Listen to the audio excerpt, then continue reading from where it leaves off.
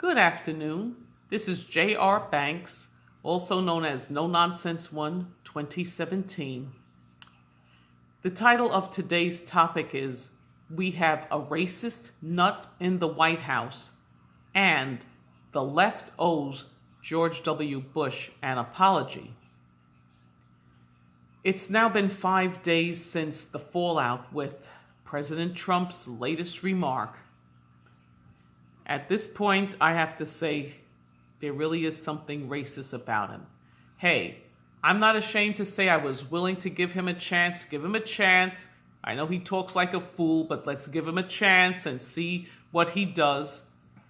But what he said about Haiti being the leader of the richest country in the world and the last standing freest nation of the world, coming out the way he did, it was so adolescent, it was rude, it was unnecessary, and I said, I've never seen a person in a position of power say things that clearly gives credibility, total credibility to all of their detractors. He's been called crazy, unfit, racist. He denies all that. He tweets all the time, but then he comes out and in the process of talking about immigration, refers to Haiti in such a derogatory way.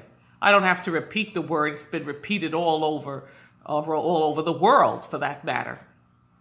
You know, when I saw that, I said, it looks as if civility is lost.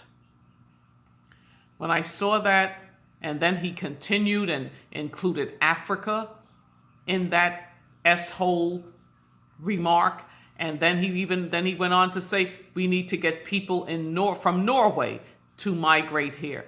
By that time, I was ready to hold up a sign and say,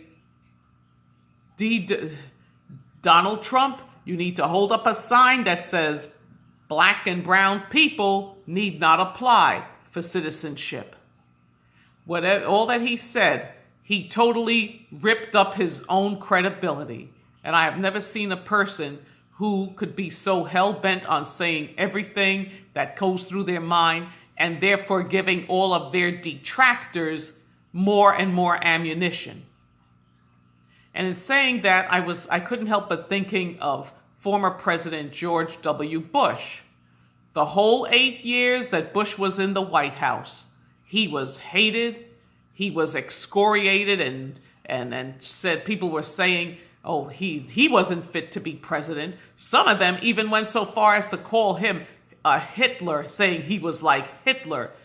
Unless you don't know anything about the Nazi concentration camps to say that, for anyone to say that, that's just stupidity.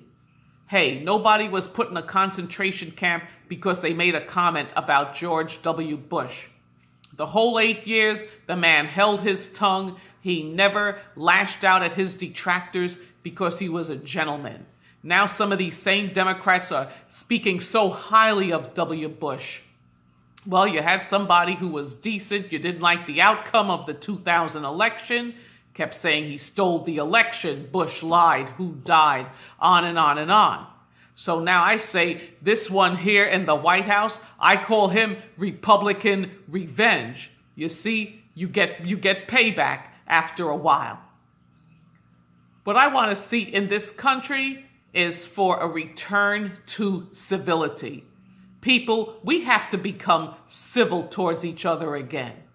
If you can't talk about a topic, a conversation that you feel strongly about because it just gets you so upset, don't discuss it.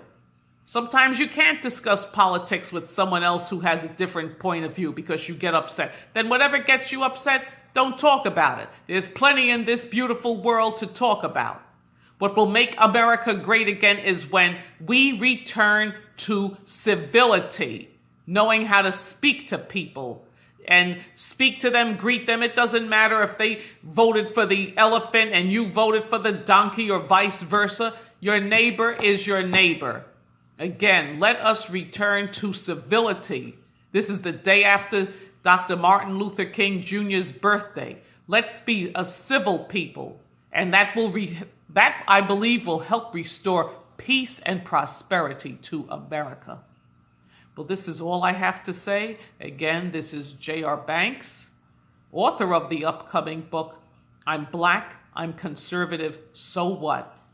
Observations of a Fractured Nation Bleeding to Death. And this nation is bleeding hard, but you could stanch the bleeding with civility. Anyway, all of you have a blessed and prosperous day. Stay positive.